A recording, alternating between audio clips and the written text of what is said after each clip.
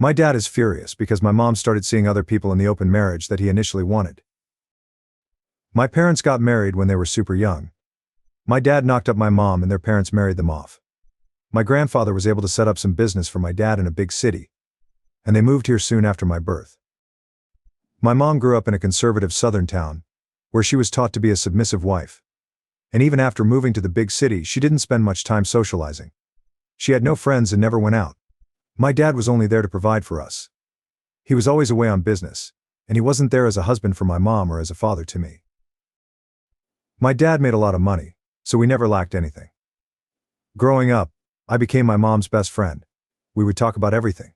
I pushed her to make friends and to find hobbies. After years of pushing, she started going to a nearby park and made her first friend, a gym trainer. Encouraged by her friend and me, she decided to join the gym. She met a few more people there and started having some semblance of a social life, but she still continued to tell me everything. I think my dad's new secretary gave him the idea, but he asked my mom for an open marriage almost a year ago. He told her he wasn't happy in their marriage, and that she wasn't providing him with everything he wanted. My mom, who is a Christian wife, was mortified and told me about the proposal in tears. I suggested she get a divorce, but she said she didn't believe in it, and she wouldn't be the one to end their marriage. As my dad pushed, I knew exactly where this would end up if my mom agreed. Her friend and I convinced her. My mom was hesitant at first, but she agreed with the condition that they would be completely transparent with each other. My dad was a middle-aged 41 man with a belly and my mom, 39, was an athletic woman who worked out regularly. I'm a 22-year-old woman BTT. I don't know how my dad was so blind or what he thought would happen. I helped create online dating profiles for my mom almost 6 months ago. After getting an insane number of matches, choosing from them and chatting with them for months, my mom started hooking up with a few people. Getting all this attention has provided a massive boost to her confidence, and she seems better. My dad hooked up with his secretary almost immediately. He's had very little luck with other ladies. With their transparency thing, my mom tells him about all of her hookups. A few weeks ago, my dad screamed at my mom for some minor thing. Usually my mom would have apologized, but with her new confidence, she didn't back down. It's been constant fights the last few weeks. My dad keeps starting fights by making snide remarks about my mom's clothing or appearance. He almost even called my mom a whore but stopped himself. I think open marriage finally sunk in. My mom told me he tried to have a conversation about stopping their open marriage, but she immediately shot it down. I think they'll split up. My dad was never there for either of us, but the thought of my parents splitting up still feels weird. I don't feel bad for my dad, but I wish he put effort into his family. I'm happy for my mom though. Comments. Comment 1. Something similar happened with my ex. He wanted to separate since we were religious and got married so young, and he wanted to sow his wild oats. He would talk to me at length about all the women he was interested in to get advice. He failed on Tinder, failed in person, and even failed in the mental health ward. While he was there, he hit on every female nurse and patient. I was too busy focusing on the kids and keeping afloat when he stopped paying child support. Then the opportunity arose and I hooked up one time and he lost it. I had to get a restraining order. He was so irate and tried to break down my door while on all sorts of substances. He was arrested several times for violating the order. Fortunately, I had a good door that kept me safe. It's always the men that have little hope for success that try this and then get shocked when their wife doesn't even need to try. Comment 2. The audacity of men, LOL. I dated one when I was 19. He was tall and good looking, and while I do consider myself attractive, I was a late bloomer, and at 19 still looked 16. He had a beard and looked older than he actually was 20. I never felt weird around him, and to me he looked my age. Sometimes when we would be out and about, he would comment that people are staring at us. I just shrugged it off. Some people just love to stare, I guess. Anyway, we broke up 2 years later, and maybe 4 years ago our mutual friend told me about the talk he and my ex had while we were still together. My then boyfriend had the audacity to tell our mutual friend, who was more of my friend, we're still on good terms while he hasn't talked to my ex for probably 8 or 9 years. That he thinks people stare at us when we're out and about is because he, the good-looking one, is with me, the pudgy-faced teenager. My friend's response? She looks 16, you look 33. People don't stare at you because you're supposedly a better-looking one. They stare because they think you're a pedo. Update. A few days after my previous post, my dad left our home and had a divorce served to mom in a week. My grandparents didn't know about any of this, but my dad told them when he served the divorce. He also implied to them that my mom was cheating on him. Both sets of grandparents came to our home and started berating my mom. I kept screenshots of all my parents' communications, and my mom showed them to them, and it got way worse after that. Grandparents started fighting each other, blaming each other's children for causing all this. A few days after this, my mom's old church friends came to our home. Back when my mom used to go to church, they used to look down on her for being from a small town. My mom has always been a very caring and non-judgmental person, so she disagreed with their bigotry, and they began excluding her from their activities. After she met her gym friends, my mom stopped going to church entirely. These church friends started calling my mom a slut, and she kicked them out. My mom is on a cut right now, so she has very defined abs and arms. So along with all the normal stuff getting thrown at her, my grandparents accused her of having a man body, and she also had a lot of random transphobia thrown at her. Her trainer friend has been a great support through all this. She contacted the attorney she used for her divorce, and my mom is spending a lot of time at her house. Turns out the business my dad is running is owned by mom. It was set up by my mom's dad in her name, so it belongs to her. I did not know this until now and assumed that my dad owned it. The whole situation is a huge mess right now. Dad is living in some hotel, and my grandparents left yesterday after a week of fighting and trying to force my parents back together. I know there's a lot more divorce drama to come, but I hope it calms down for now. Now, for the next story. I want to start calling my adoptive mom Mom instead of her name, as it feels more meaningful and reflects our relationship. My bio parents put me 15 male up for adoption when I was born, so I was always in foster homes until I was 12. I had a teacher, Janice, 33, female, who was my homeroom teacher. Janice found out about me being a foster kid and how I wished I had a family. Janice had also been a foster kid growing up, and so long story short, she then became my foster mom and adopted me. Janice is the best mom I could have ever asked for. She's been so unbelievably kind and loving to me, and I absolutely adore her. The problem is that I don't call her mom, I just call her Janice. I want to start calling her mom, but I have no idea how to without making it awkward. Please help me, internet strangers. Comments. Comment 1. I went through a similar situation. My mom remarried when I was 7, and I always called him my dad when talking to other people, but I still called him by his first name to his face. When I was about 12, I called him dad one day and he whipped his head around so fast. I got super awkward and never called him that again. I blame my crippling fear of rejection courtesy of the man he replaced. When I was 18, he officially adopted me, but I still called him first name. I always wanted to switch, but like you, it felt so awkward. 2 years ago, on Christmas, now 36, I gave him a card that said he was my dad. Always had been, always would be, and I was going to start referring to him that way. That I knew that he knew I loved him and thought of him that way, but that words matter, and it was time he was referred to as what he was. It worked well for me because I gave it to him to read privately. Made a joke that I was going to make him cry for Christmas, and to go in his room to read it so he had a minute. He came out and gave me the biggest hug and told me I could call him Turd, and he'd still love being my dad. But he was so happy. All pressure removed, it became much easier. I still had to think about it a little bit, and I slipped a time or two. But he's the best dad ever, so he never says anything about it. There are no rules or time frames you need to adhere to. She knows what she is to you, even if the title isn't official out loud yet. Comment 2. I had a woman in my life I long considered my adoptive mom. We both agreed that's how we felt about our relationship, and I thought we were all good. Casual, "This is my adopted daughter" was dropped in conversation, jokes made, the whole 9 yards. Last summer, we were at a friend's helping her move, and said friend kept referring to my adoptive mother as your mama. Eventually the phrase slipped out of my mouth too. This woman I loved and trusted, in front of several of our mutual friends, looks me in the eyes, points her finger in my face and says, "I'm not your mama. Don't you ever call me that." I was so taken aback I didn't even really respond. I just squeaked out a sorry and never did it again. That was really the beginning of the end of our relationship, and she still doesn't care how much that stung. I guess I'm just foolish. I'm happy for these two. A little jealous, but happy. Update. So was not expecting this big of a response. Thank all of you for responding, and some of the ideas made me really tear up. Anyways, this morning I went to Janice and I said, "Good morning, Mom." She just looked at me and started crying, then came over and hugged me and kissed my forehead. I hugged her back and she said I could call her whatever made me comfortable, and that she loves me more than anything. I just replied with, "I love you, Mom." So yeah, hope this update makes someone's day, because it certainly made mine. Have a great day. Now, for the next story. My fiancé assaulted his best friend, as forever, on his bachelor party. My female 28 finance, male 28, Alex has a with Danny 28. Since they were 4. She's not like the usual Reddit best friend. Say forever. She's a lovely sweet person who has never crossed boundaries with Alex or their 2 other friends Marcus and Daniel. The 4 are very close. Danny is gay and always was. She is very much a woman but likes to dress in jeans and t-shirts, and not in any feminine clothing. She is lean, tall, has short hair, and is just one of the boys in a lot of ways. This weekend was Alex's bachelor party.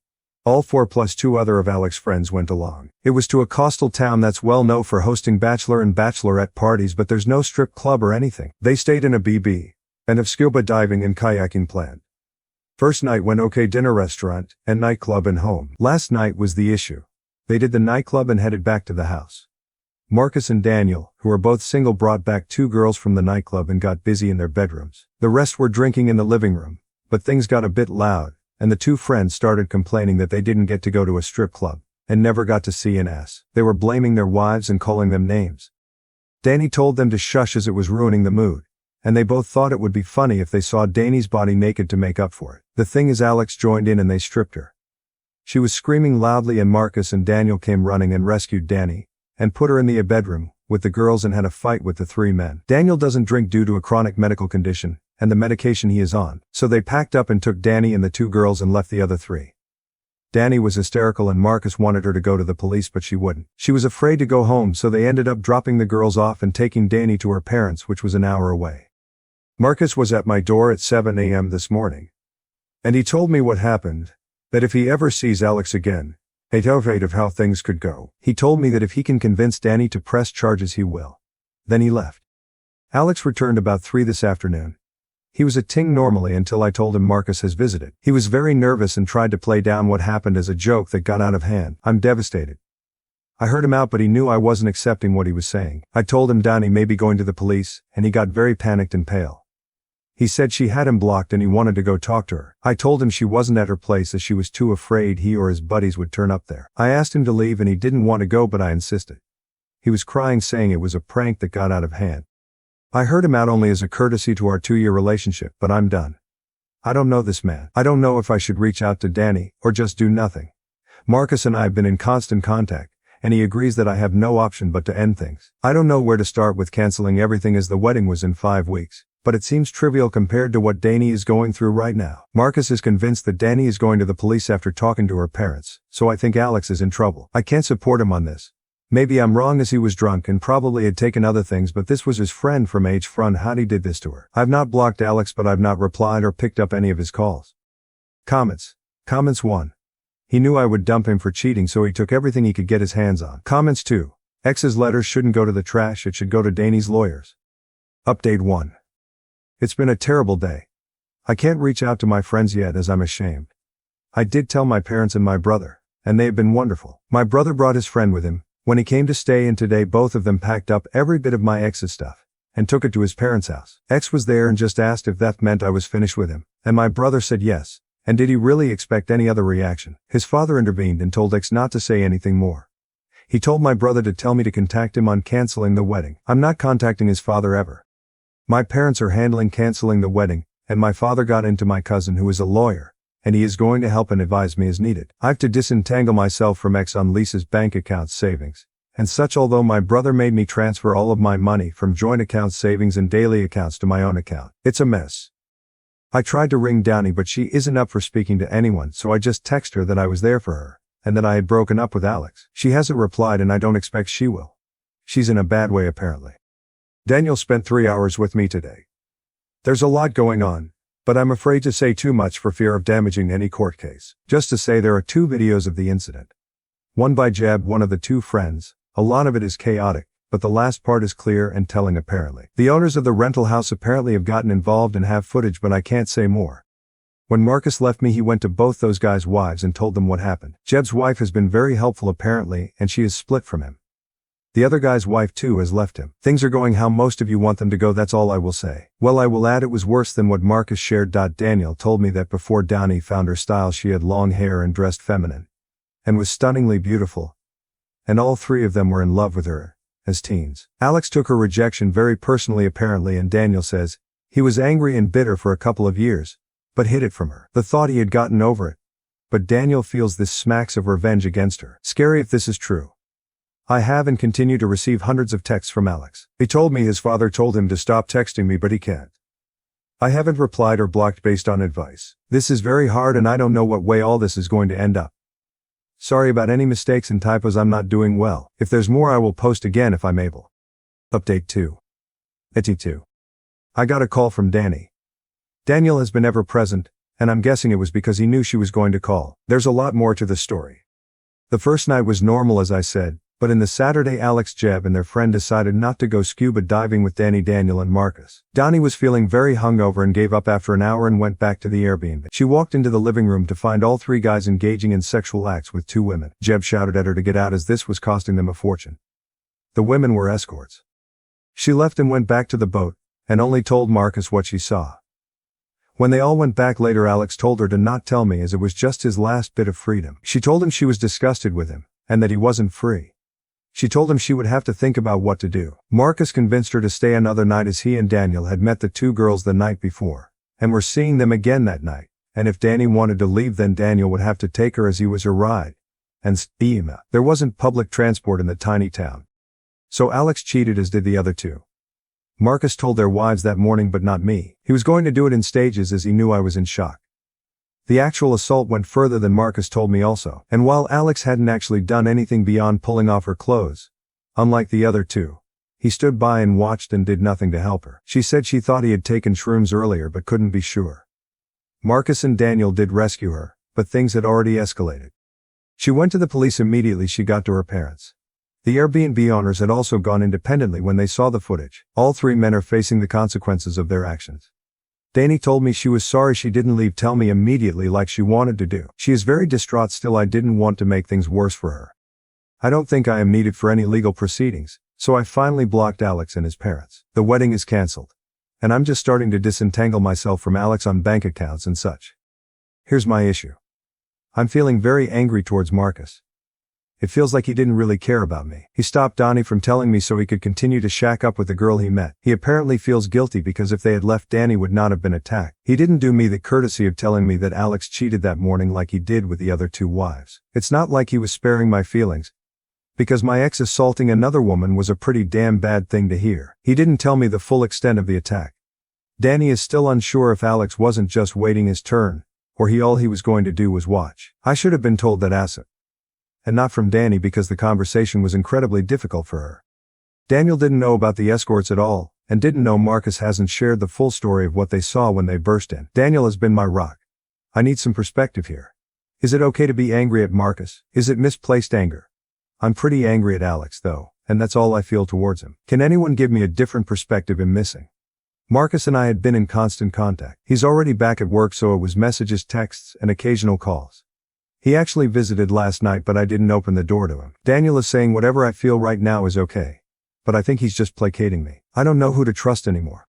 I don't have to have any more contact with Alex and think the case will move along without me. I'm thinking of telling Daniel that I need a break from him, and Marcus and that group of friends. Donnie and I have said we will stay in touch but I can't see us being very close. My best friend who I finally confided in thinks I should just step away from them all now for good, and try to move forward. My parents agree and think it's necessary for healing. My brother thinks Daniel has been nothing but great, and I shouldn't cut him off. But they all seem to be a package deal, but without Alex now obviously. So I think it's probably all or nothing. What should I do? I don't want to be ungrateful but a clean break feels right. New update, update 3. First of all, Danny and I have bonded. She and I talk every day and message constantly. I didn't expect that but it's truly wonderful. She says she needs a good straight friend right now. Joke, and honestly she is a great person, and has been a huge support to me despite what she has been going through. I told her I posted here as I felt guilty as to tell my story I had to tell hers. She was okay with it. She is thinking of waiving her right to anonymity when the trial comes as she wants everyone to know she was raped and by who. Donnie has quit her job, moved to her parents full-time, and is in therapy. She's just about okay. Surviving still rather than living, but she is so strong and amazing. Justice moves slowly here so there isn't too much of an update on the legal process. Marcus was told however he would not face charges for assault for attacking the two actively attacking Danny. I went back to work and it was awful. I work for a tiny startup. Oscar who works there is friendly with Marcus and my brother. We are all into martial arts and attend the same dojo. So I'm getting a lot pity. I'd have been okay with sympathy or empathy but being pitied sucks. Still, it's better than being home all day doing nothing. Daniel gave me space as I asked, and he is truly a good guy. There is nothing romantic there at all though. I'm not in a fit state for anything like that, and won't be for a very, very long time, and he is just a good guy. No ulterior motives. We text a bit, and he is in a lot of contact with Danny. I got a letter in the mail from Alex. Said he held out hope while I hadn't blocked him, but once I did he was distraught. He told me he doesn't want to freak me out by turning up in person, and I know that wouldn't look good for him anyway, but he just wanted to tell his side of the story. He said he was pressured into doing stuff with the escorts, and he only got a bye. The other two were really pressuring him to do more, but he didn't and says he regrets even doing that. He admits he was angry at Donnie, because she told him he either told me about the cheating, or she would, but he knew he was totally in the wrong. He knew I would dump him for cheating, so he took everything he could get his hands on. He's not even sure what he took, and while he remembers pulling off Danny's shoes, he doesn't remember anything else. So he was just peered, pressured and drunk, and drugged up, and he did nothing wrong at all basically. I was just disgusted to read this. His total lack of accountability is just sickening. I'm not responding to him ever. Any future mail goes unopened into the trash. I'm in therapy, but it's early days, and I'm not seeing progress yet. That leaves me with Marcus. He knows I've been angry with him, and he is desperate to talk it out. I probably feel too much anger towards him but find it hard not to. He is still feeling very guilty over making Danny stay. I don't understand why I feel so angry towards him. It's not on the level of anger I feel towards Alex, by any means, but I'm still hesitant to talk to him. I think he made mistakes, but in my heart I know he was dealing with a lot that morning. But I just wouldn't have been there when Alex got home, if I had known the truth. I feel Marcus should have told me everything, as I was the one who had to face Alex alone. I know I should hear him out, but I'm finding it very hard. How can I get past this? I want to clear the air with him, even if we are never friends, and me cutting him out is really having a terrible effect on him. I know he rescued Danny, and has been constantly checking up on her. I know he can be a good guy, but part of me feels he wasn't all good that weekend. I don't know. I haven't touched this in therapy, as we are just starting and are talking about Alex. I need advice on how to deal with this. I wanted to give it some time, but Marcus' mental health is pretty poor, and maybe by not meeting him I am just making him worse. How can I find it in me to just bite the bullet and hear him out? Why am I so angry with him? How can I move past this? I don't want to be angry at him. I'm so exhausted from being angry at him, and at Alex, and I want it to stop, at least towards Marcus, but it won't. Help. I'm visiting Danny for the weekend that should have been my wedding. We are going to have a Lootars marathon, and her mother is making a cheesecake. My own family have been wonderful in every way, but Danny is truly why I'm still standing.